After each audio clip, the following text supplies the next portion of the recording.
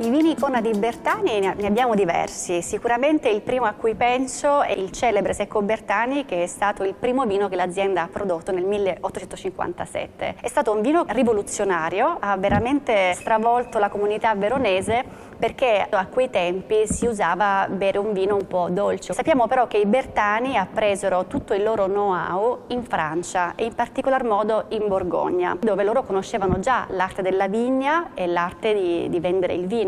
Lì praticamente prima di cominciare l'attività si rifugiarono per circa 4 anni, riuscirono ad entrare in contatto con il professor Guyot, dal quale oggi noi conosciamo il famoso sistema di allevamento, e anche con il professor Pasteur, che è quello per la pastorizzazione, per la conoscenza dei lieviti, per cui loro quando ritornarono a Verona decisero di condividere tutta questa conoscenza, cominciando a fare un vino che per la prima volta non doveva essere rivolto alle piccole osterie, o comunque sicuramente anche a loro, ma soprattutto all'alta ristorazione. Per cui decisero di fare un vino che fosse senza residuo zuccherino per la prima volta, che quindi fosse secco, e da lì il celebre nome appunto Secco Bertani, che davvero è stato, e ancora oggi ci accompagna e accompagna le tavole di tantissimi nostri followers, se così possiamo definirli. L'Amarone è frutto di un uvaggio. Noi per nostra filosofia aziendale utilizziamo esclusivamente la Corvina per quasi l'80% e la Rondinella per il 20%. E grazie a Bertani che poi l'Amarone ha fatto questo passo in avanti nel mondo e che oggi tutti quanti ci conoscono e ci invidiano. Ci si racconta che negli anni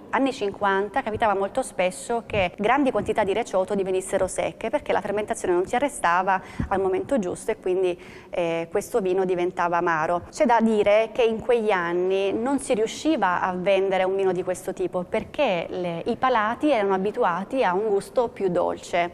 I Bertani decisero di farsi aiutare da un enologo dell'Università Enologica di Asti, il professor Ernesto Barbero. Lui, quando arrivò qui in cantina, capì subito la potenzialità di questo vino, cioè che era un vino che se andava sistemato un po' nel suo residuo zuccherino, nel suo livello di acidità, poteva dare delle caratteristiche uniche. A distanza di 20 anni, in una fiera a New York, si apre la prima bottiglia del 58 e si scopre che quel vino, che era rimasto conservato, quasi non voluto per tanti anni, era diventato un vino emozionante dalla grandissima struttura, dal grande corpo, dalla grande longevità. Un vino a me molto caro è il Soave, che oggi noi definiamo vintage, nella sua versione vintage, perché appunto risale ad un'etichetta degli anni 30, anni in cui la Bertani in realtà era la fornitrice ufficiale della Casa Reale dei Savoia, e fu per questo motivo che noi abbiamo avuto il grande onore di poter essere tra i protagonisti